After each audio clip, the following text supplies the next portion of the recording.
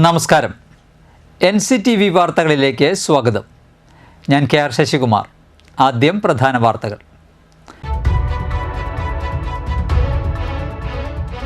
ആമ്പല്ലൂരിലെ ഗതാഗതക്കുരുക്ക് പരിഹരിക്കാനുള്ള നിർദ്ദേശങ്ങളുമായി തൃശൂർ എൻഫോഴ്സ്മെന്റ് RTO.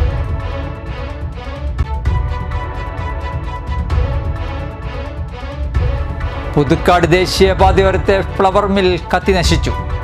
ലക്ഷങ്ങളുടെ നാശനഷ്ടം.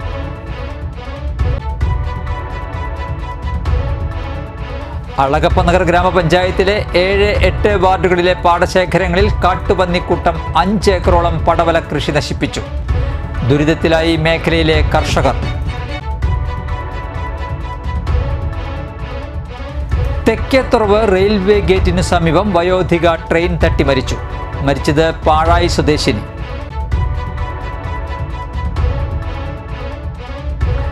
വെണ്ടൂർ കനാൽ സ്റ്റോപ്പിന് സമീപം തെങ്ങ് വീണ് 4 വൈദ്യുത പോസ്റ്റുകൾ ഒടിഞ്ഞു വീണു.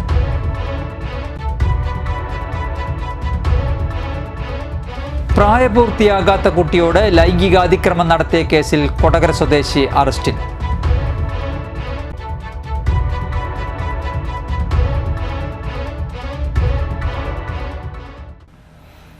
വാർത്തകൾ വിശദമായി.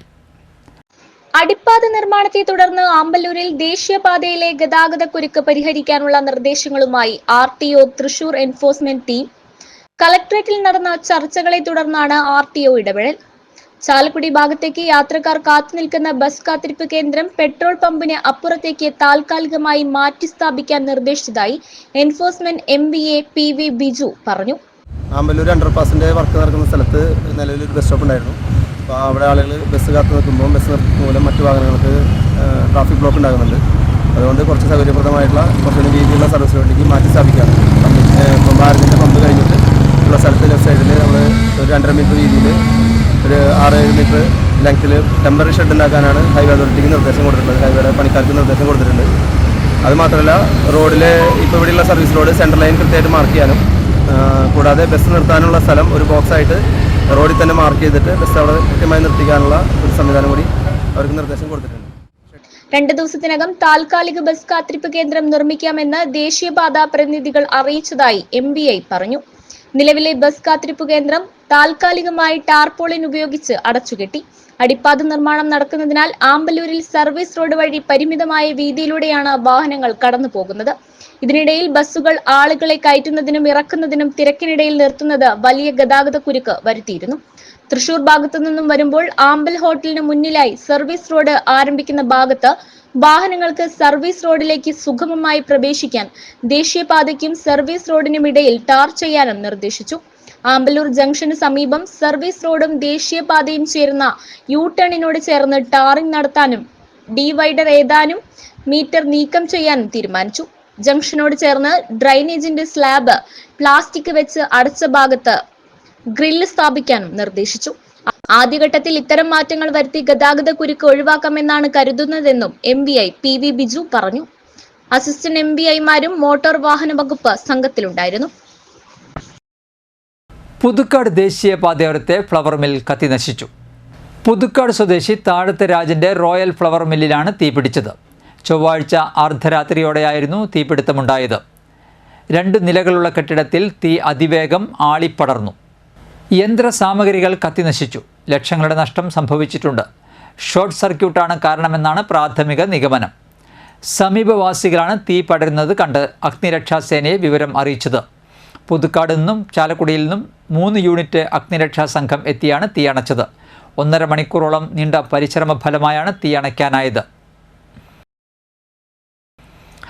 അളഗപ്പനഗർ ഗ്രാമപഞ്ചായത്തിലെ 7-8 വാർഡുകളിലെ പാടശേഖരങ്ങളിൽ കാട്ടുപന്നിക്കൂട്ടം 5 ഏക്കറോളം പടവല കൃഷി നശിപ്പിച്ചു. ദുരിതത്തിലായി മേഖലയിലെ കർഷകർ. കർഷകൻ രവി കുഴിപ്പള്ളിയുടെ കൃഷിയിലാണ് വ്യാപകമായി കാട്ടുപന്നി ശല്യം ഉണ്ടായത്. തോട്ടുരുത്തി കാവല്ലൂർ പച്ചളിപ്പുറം പാടശേഖരത്തിൽ പാട്ടത്തിന് എടുത്ത പച്ചക്കറി കൃഷിയാണ് കാട്ടുപന്നി നശിപ്പിച്ചത്. ഉപയോഗശൂന്യമായി കിടക്കുന്ന പറമ്പുകളും പാടശേഖരത്തിനടുത്ത പൊന്തക്കാടുകളുമാണ് പന്നികളുടെ താവളം. താൽക്കാലിക കിണറെടുത്ത് വിവിധ പ്രദേശത്ത് വെള്ളമെത്തിച്ചാണ് കൃഷി ചെയ്യുന്നത്. 2 ലക്ഷത്തോളം രൂപ നഷ്ടമുണ്ടായതായും കർഷകർ പറയുന്നു. വ്യാപകമായ കാട്ടുപന്നി ശല്യത്തിന് പരിഹാരമായി കൂടുതൽ ഷൂട്ടർമാരെ നിയോഗിച്ച് നടപടി സ്വീകരിക്കണമെന്ന് കവിത കർഷക സമിതി കൺവീനർ PR ഡേവിസ്, കർഷകരായ PD ആൻഡോ, രാജു കിഴക്കൂടൻ എന്നിവർ ആവശ്യപ്പെട്ടു. നമ്മുടെ അളഗപ്പ പഞ്ചായത്തിലെ 7-ാം വാർഡിലും 8-ാം വാർഡിൽപ്പെട്ട കാവല്ലൂര്, തോട്ടുരുത്തി, പച്ചളിപ്പുറം പ്രദേശത്ത് ഈ വേനൽക്കാലത്ത് വളരെ വെള്ളത്തിന് ക്ഷാമം നിൽക്കുന്ന സമയത്താണ് 7ഓളം ഏക്കറ പാടശേഖരം പാട്ടത്തിനെടുത്ത് രവി കുഴിപ്പള്ളി എന്ന് പറഞ്ഞ ചേട്ടൻ കൃഷി ചെയ്തു വരുന്നത്. അപ്പോൾ അവിടെ വിവിധതരം കൃഷികളുണ്ട്. വ്യാപകമായ പടവലം കൃഷിയാണ് ചെയ്യുന്നത്. അതായത് ഇവിടെ ഒഴിഞ്ഞു കിടക്കുന്ന പറമ്പുകളിൽ നിരവധി കാട്ടുപന്നികൾ വർധനവ് വരുത്തി അത് ഇവിടെ വന്ന് കയറി കൃഷി വ്യാപകമായി നശിപ്പിക്കുകയാണ്. ഈ പാവപ്പെട്ട കർഷകന് ഏകദേശം ഒരു കിലോന് 7 രൂപയോളം വിലയുണ്ടായിരുന്നുള്ള പടവലങ്ങി ഇപ്പോൾ 30 രൂപയോളമായി വരുന്നു. ഈ വേളയിലാണ് ഏകദേശം നമുക്ക് ഒരു 10-700ഓളം കടകൾ വ്യാപകമായി കാട്ടുപന്നികൾ കൂട്ടത്തോടെ വന്ന് നശിപ്പിക്കുന്നത്. കാവല്ലൂർ പച്ചിലിപ്പുറം പ്രദേശത്ത് രൂക്ഷമായ കാട്ടുപന്നി ശല്യം. 7 ഏക്കർ സ്ഥലത്തോളം കുഴിപ്പള്ളി രവിചേട്ടൻ പച്ചക്കറി കൃഷി ചെയ്തിട്ടുണ്ട്. അത് മുഴുവൻ ഇന്നലെ രാത്രി പന്നികൾ വന്ന് നശിപ്പിച്ച് കളഞ്ഞു. ഈ ഒരു വിഷയത്തിൽ അളഗപ്പ പഞ്ചായത്തും കൃഷിഭവനും ഇടപെടണമെന്ന് കർഷകർ ആവശ്യപ്പെടുന്നു. 5 ഏക്കർ എടുത്ത് പാട്ടത്തിനെടുത്ത കൃഷി ചെയ്യുന്നത് മാരകമായിട്ട് പന്നിയുടെ ശല്യമാണ്.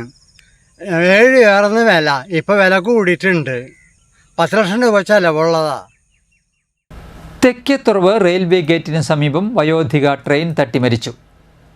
പാഴായി സ്വദേശിനി നന്ദിയാലത്ത് വീട്ടിൽ വേലായുധൻ ഭാര്യ അമ്മിണിയാണ് മരിച്ചത്. 80 വയസ്സായിരുന്നു. ബുധനാഴ്ച രാവിലെ 10:15ഓടെയായിരുന്നു സംഭവം. തെക്കേത്തുറവിലുള്ള മകന്റെ വീട്ടിൽ നിന്നും ചെങ്ങാലൂരിലേക്കുള്ള മറ്റൊരു മകന്റെ വീട്ടിലേക്ക് പോവുകയായിരുന്നു. ലവൻ, ബിജു, പരേതയായ ഗീത എന്നിവർ മക്കളും, രജനി, ശാലിനി, കുമാരൻ എന്നിവർ മരുമക്കളുമാണ്. വെണ്ടൂർ കനാൽ സ്റ്റോപ്പിന് സമീപം തെങ്ങ് വീണ് 4 വൈദ്യുത പോസ്റ്റുകൾ ഒടിഞ്ഞു വീണു. ബുധനാഴ്ച പുലർച്ചെ 3:30 അപകടം. ആർക്കും പരിക്കില്ല. മറ്റു നാശനഷ്ടങ്ങളും ഇല്ല.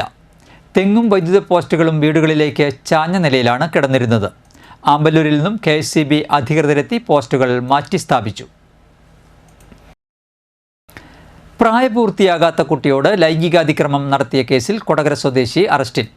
പുത്തുക്കാവ് കാര്യാട്ടുകരക്കാരൻ വീട്ടിൽ 35 വയസ്സുള്ള സ്മിത്താണ് അറസ്റ്റിലായത്. 2025 ഏപ്രിൽ മാസത്തിലാണ് കേസിനാസ്പദമായ സംഭവം നടന്നത്.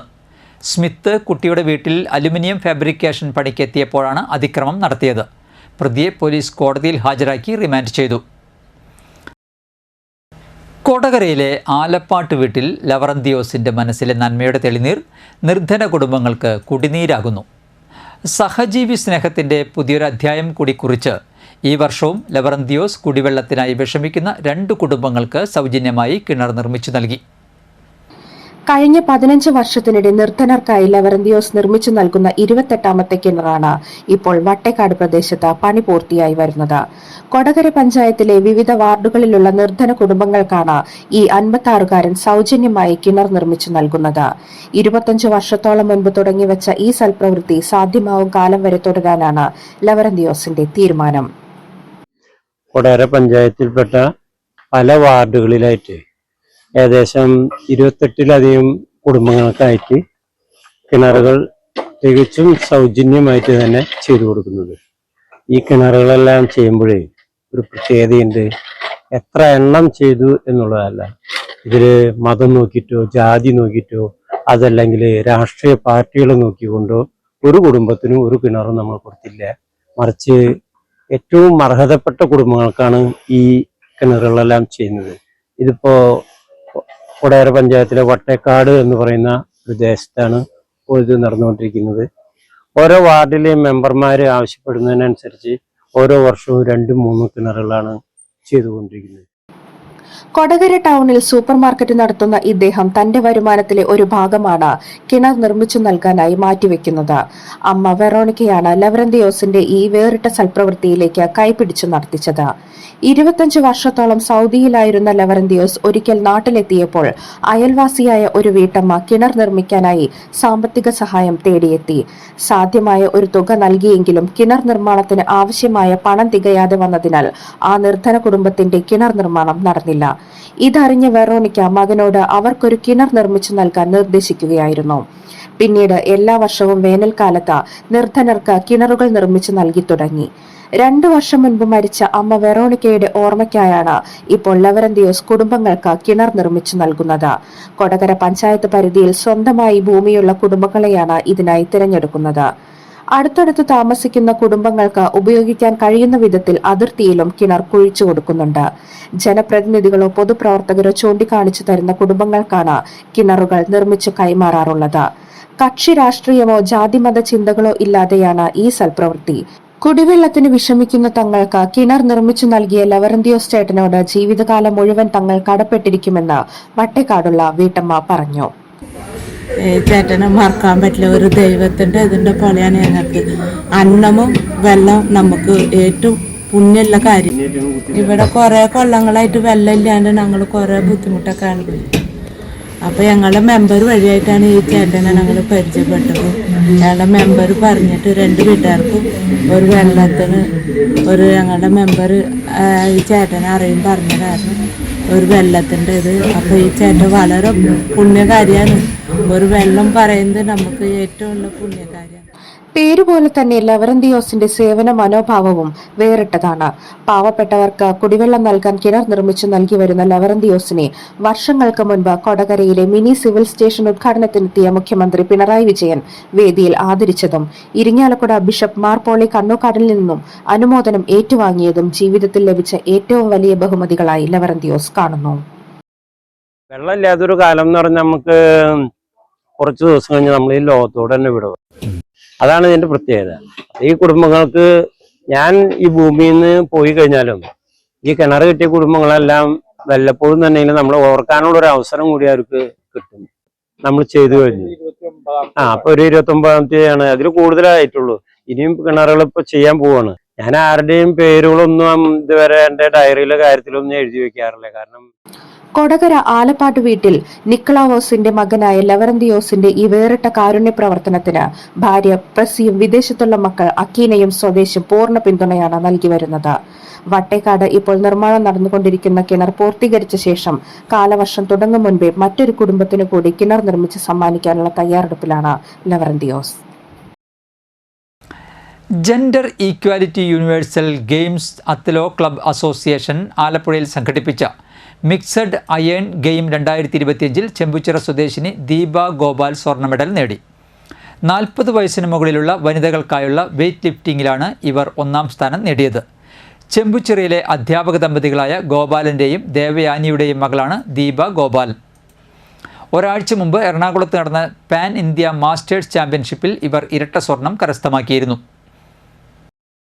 SSLC പരീക്ഷയിൽ 7ാം തവണയും 100 മിനി വിജയതിളക്കത്തിൽ Thrikkur government Sarvodaya higher secondary school. സ്കൂളിലെ 8 വിദ്യാർത്ഥികൾ ഫുൾ A+ഉം 4 പേർ 9 A+ഉം കരസ്ഥമാക്കി. PS Sanai, Sayyid Akhtar, Crystal Babu, Ashwin Johnson, Ananya, Lakshmipriya, PA Darshith, Dhrupad എന്നിവർ ഫുൾ A+ നേടി. Ansa S Panokkaran, Anamika, Edwin, Vismaya PB എന്നിവർ 9 വിഷയങ്ങളിൽ A+ നേടി. SSLC പരീക്ഷയിൽ ഫുൾ A+ നേടി തൃക്കൂർ സർവോദയ ഹയർ സെക്കൻഡറി സ്കൂളിൻ്റെ അഭിമാന താരമായി മാറി ജാർഖണ്ഡ് സ്വദേശിയായ വിദ്യാർത്ഥി ഷെയ്ഖ് കിതാബുൾ മുഹമ്മദിൻ്റെയും തസ്ലീമ ബീഗത്തിൻ്റെയും മകനായ സയ്യിദാണ് തിളക്കമാർന്ന വിജയം നേടിയത്. 2 വർഷം മുൻപ് സഹോദരനായ ഷാഹിദ് അക്തറും SSLC പരീക്ഷയിൽ ഫുൾ A+ നേടിയാണ് ഈ സ്കൂളിൽ നിന്നും വിജയിച്ചത്. ജാർഖണ്ഡ് സ്വദേശികളായ ഇവർ കുടുംബത്തോടൊപ്പം 10 വർഷമായി കല്ലൂരിലാണ് താമസിക്കുന്നത്. CBSE 10-12 ക്ലാസ് പരീക്ഷകളിൽ 100% വിജയതിളക്കത്തിൽ വരാക്കര ഗുരുദേവ പബ്ലിക് സ്കൂൾ. 10ാം ക്ലാസ്സിൽ പരീക്ഷ എഴുതിയ 45 കുട്ടികളിൽ സന്ദേശ് TS സ്കൂൾ ടോപ്പറായി. 90% മുകളിൽ 18 കുട്ടികളും 80% മുകളിൽ 19 കുട്ടികളും 6 കുട്ടികൾ 70% മുകളിലും 60% മുകളിൽ 2 കുട്ടികളും മാർക്ക് വാങ്ങി വിജയിച്ചു. 12ാം ക്ലാസ് പരീക്ഷ എഴുതിയ 17 കുട്ടികളിൽ KP ഗോപിക സ്കൂൾ ടോപ്പറായി. 90% മുകളിൽ 4 കുട്ടികളും 80% മുകളിൽ 4 കുട്ടികളും 70% മുകളിൽ 8 കുട്ടികളും 60% മുകളിൽ 1 കുട്ടിയും വിജയം നേടി. CBSE 10ാം ക്ലാസ് പരീക്ഷയിൽ തിളക്കമാർന്ന വിജയം നേടി തലോർ ജീസസ് അക്കാദമി. 20 കുട്ടികൾ പരീക്ഷ എഴുതിയതിൽ 5 കുട്ടികൾ ഫുൾ A1 നേടി. പരീക്ഷ എഴുതിയ എല്ലാ കുട്ടികൾക്കും ഡിസ്റ്റിങ്ഷൻ ലഭിച്ചു. 97.8% മാർക്കോടെ ജെന്നിഫർ നെയാൻ, ജെൻസൺ, സാവിയോ റോയി എന്നിവർ 1-ാം സ്ഥാനം കരസ്ഥമാക്കി. പറപ്പൂക്കര PVS ഹയർ സെക്കൻഡറി സ്കൂളിലെ 1985 SSLC ബാച്ചിൻ്റെ കുടുംബ സംഗമവും വാർഷിക പൊതുയോഗവും ഞായറാഴ്ച രാവിലെ 9-ന് സ്കൂൾ ഓഡിറ്റോറിയത്തിൽ സംഘടിപ്പിക്കും. രാവിലെ 11-ന് നടക്കുന്ന സമ്മേളനം KK രാമചന്ദ്രൻ MLA ഉദ്ഘാടനം ചെയ്യും. സർവീസിൽ നിന്നും വിരമിക്കുന്ന പ്രധാനാധ്യാപിക KS ഉദയ്ക്കുള്ള യാത്രയയപ്പും ദേശീയ തലത്തിൽ സ്വർണ്ണ മെഡൽ ജേതാക്കളായ 6 വിദ്യാർത്ഥികളെയും SSLC +2 പരീക്ഷകളിൽ ഫുൾ A+ നേടിയ വിദ്യാർത്ഥികൾക്കുള്ള ആദരവും ചടങ്ങിൽ നടക്കും. തദ്ദേശ സ്വയംഭരണ സ്ഥാപന തെരഞ്ഞെടുപ്പിന് മുന്നോടിയായി 2020 പാർട്ടി കൊടകര പഞ്ചായത്തിൽ കോർണർ മീറ്റിംഗുകൾക്ക് തുടക്കം കുറിച്ചു. മെയ് 13 മുതൽ മെയ് 16 വരെ പഞ്ചായത്തിലെ വിവിധ വാർഡുകളിൽ ഈ സമ്മേളനങ്ങൾ നടക്കുമെന്ന് പാർട്ടി നേതൃത്വം അറിയിച്ചു. കൊടകര ജംഗ്ഷനിൽ നടന്ന ഉദ്ഘാടന സമ്മേളനത്തിന് ശേഷം കൊടകര ഫ്ലൈഓവർ, വഴിയമ്പലം എന്നീ പ്രദേശങ്ങളിൽ കോർണർ മീറ്റിംഗുകൾ നടത്തി. ചാലക്കുടി നിയോജക മണ്ഡല പ്രസിഡന്റ് സണ്ണി ഡേവിസ് ഉദ്ഘാടനം ചെയ്തു. കൊടകര മണ്ഡലം പ്രസിഡന്റ് സെബിൻ മാത്യു അധ്യക്ഷത വഹിച്ചു. സമ്മേളനത്തിൽ George Martin, PD Varghese, Don Bosco, Shibu Varghese Perepadan, Bony Veliyath, Jithu Madhav, Pradeep Manjali, Sheeja Joy, Mary Joseph Manavalan, Sathyan Thanalil, Narayanan Arangatti, Mathew Varghese, Joy, Judy, TI Varghese എന്നിവർ പ്രസംഗിച്ചു. 2020 പാർട്ടി ചാലക്കുടി നിയോജക മണ്ഡലത്തിലെ പ്രവർത്തനങ്ങൾ ശക്തിപ്പെടുത്താൻ മുൻകൈയെടുത്ത ജോർജ് മാർട്ടിനെ ചാലക്കുടി നിയോജക മണ്ഡല പ്രസിഡന്റ് സണ്ണി ഡേവിസ് പൊന്നാടയണിയിച്ച് ആദരിച്ചു. Parappukkara saint John public school ഗ്രൗണ്ടിൻ്റെ വെഞ്ചിരിപ്പ് കർമ്മം ഫാദർ റാഫേൽ പഞ്ഞിക്കാരൻ നിർവഹിച്ചു. സ്കൂൾ പ്രിൻസിപ്പാൾ, ട്രസ്റ്റ് ബോർഡ് അംഗങ്ങൾ, father Jose Eduthan, father Paul Panankulam, father Johnny Vadakkan, father John Thekkethala എന്നിവരും സന്നിഹിതരായിരുന്നു. പറപ്പൂക്കര ഫൊറോന തീർത്ഥാടന കേന്ദ്രത്തിലെ വിശുദ്ധ ലോനാമുത്തപ്പൻ്റെ തിരുനാൾ വെള്ളിയാഴ്ച ആഘോഷിക്കും. തിരുനാളിനോടനുബന്ധിച്ച് വ്യാഴാഴ്ച വൈകിട്ട് 5-ന് ആന എഴുന്നള്ളിപ്പോടുകൂടി 5 പ്രദക്ഷിണങ്ങൾ പള്ളിയിൽ എത്തിച്ചേരും. 5:15-ന് പ്രസിദ്ധമായ കൂടുതുറക്കൽ ചടങ്ങ്, ലതീഞ്ഞ്, നൊവേന, വിശുദ്ധ തിരുസ്വരൂപം കൂട്ടിൽ നിന്നിറക്കൽ, തുടർന്ന് തിരുസ്വരൂപം പള്ളി ചുറ്റി പന്തലിലേക്ക് എഴുന്നള്ളിപ്പ്, 8-ന് തിരുമുടി എഴുന്നള്ളിപ്പ് എന്നിവ നടക്കും. തിരുനാൾ ദിനമായ വെള്ളിയാഴ്ച രാവിലെ 5-നും 6-നും 7-നും 8-നും 9-നും കുർബാന. 19-നുള്ള ആഘോഷമായ പാട്ടുകുർബാനയ്ക്ക് ഫാദർ വിനിൽ കുരിശുതറ മുഖ്യ കാർമ്മികത്വം വഹിക്കും. ഫാദർ ഡയസ് ആൻ്റണി വലിയ മരുത്തുങ്കൽ സന്ദേശം നൽകും. ഉച്ചതിരിഞ്ഞ് 3-ന് കുർബാന, തുടർന്ന് തിരുനാൾ പ്രദക്ഷിണം എന്നിവയും ഉണ്ടാകും. വൈകിട്ട് 7-ന് തിരുശേഷിപ്പ് ആശീർവാദം, 8:30-ന് ബാൻഡ് വാദ്യാഘോഷം, 10:30-ന് വിശുദ്ധ തിരുസ്വരൂപം മദ്ബഹയിലെ രൂപക്കൂട്ടിൽ പ്രതിഷ്ഠിക്കൽ എന്നിവ നടക്കും. 23-ന് 8-ാമിടവും ഊട്ടുതിരുനാളും ആഘോഷിക്കും. കാലാവസ്ഥ.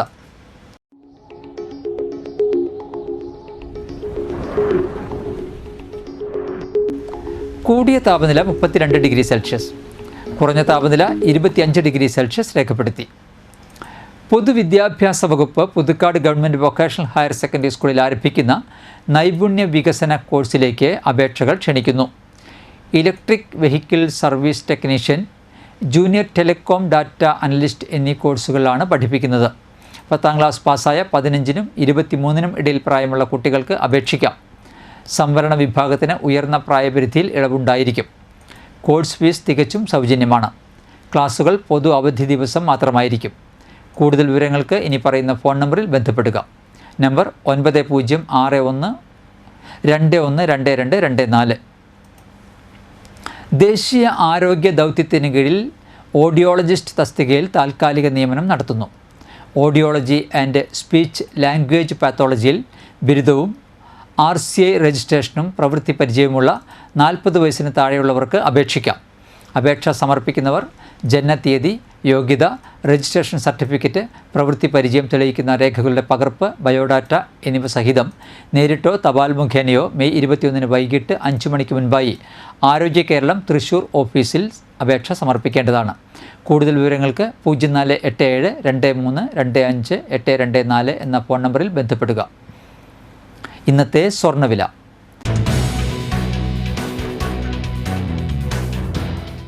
സ്വർണം ഗ്രാമിന് 8,805 രൂപ, പവന് 70,440 രൂപ. പറപ്പൂക്കര മുത്തറത്തിക്കര പരേതനായ നമ്പലത്ത് കൊച്ചുരാമൻ ഭാര്യ കൊച്ചുപെണ്ണ് അന്തരിച്ചു. 87 വയസ്സായിരുന്നു. സംസ്കാരം നടത്തി. ശ്രീമതി, രജനി, ഉഷ എന്നിവർ മക്കളും ഗോപി, ശിവൻ, പരേതനായ ശിവരാമൻ എന്നിവർ മരുമക്കളുമാണ്. വരന്തരപ്പള്ളി പള്ളിക്കുന്ന് ചിരിയങ്കണ്ടത്ത് പുത്തൻപീടിക ജോസഫ് അന്തരിച്ചു. 61 വയസ്സായിരുന്നു. സംസ്കാരം നടത്തി. റോസിലിയാണ് ഭാര്യ. പ്രധാന വാർത്തകൾ ഒരിക്കൽ കൂടി. ആമ്പല്ലൂരിലെ ഗതാഗതക്കുരുക്ക് പരിഹരിക്കാനുള്ള നിർദ്ദേശങ്ങളുമായി തൃശൂർ എൻഫോഴ്സ്മെന്റ് RTO.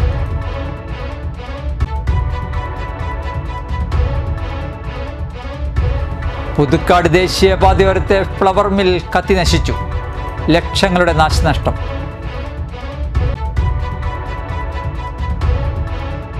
അളഗപ്പനഗർ ഗ്രാമപഞ്ചായത്തിലെ 7-8 വാർഡുകളിലെ പാടശേഖരങ്ങളിൽ കാട്ടുപന്നിക്കൂട്ടം 5 ഏക്കറോളം പടവല കൃഷി നശിപ്പിച്ചു. ദുരിതത്തിലായി മേഖലയിലെ കർഷകർ.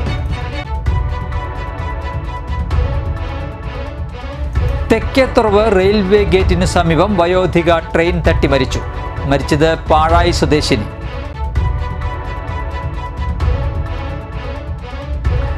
വെണ്ടോർ കനാൽ സ്റ്റോപ്പിന് സമീപം തെങ്ങ് വീണ് 4 വൈദ്യുത പോസ്റ്റുകൾ ഒടിഞ്ഞു വീണു.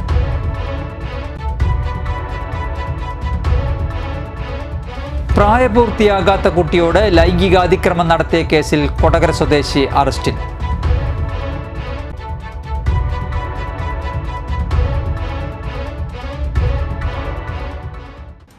ബുള്ളറ്റിൻ പൂർണ്ണമാകുന്നു. പുതുക്കാട് മേഖലയിലെ പ്രധാന സംഭവങ്ങളുടെ വാർത്താ ക്ലിപ്പുകളും ഡെയിലി ന്യൂസും NCTV ന്യൂസ് എന്ന യൂട്യൂബ് ചാനലിൽ ലഭ്യമാണ്. ന്യൂസ് ബുള്ളറ്റിൻ്റെ പ്രീമിയർ സംപ്രേഷണം എല്ലാ ദിവസവും രാത്രി 10-ന്. പുതുക്കാട് നിയോജകമണ്ഡലം, കൊടകര ബ്ലോക്ക് പഞ്ചായത്ത് പരിധികളിലെ സമഗ്ര വാർത്തകൾ അറിയാൻ NCTV ന്യൂസ് എന്ന യൂട്യൂബ് ചാനൽ സബ്സ്ക്രൈബ് ചെയ്യുക. നമസ്കാരം.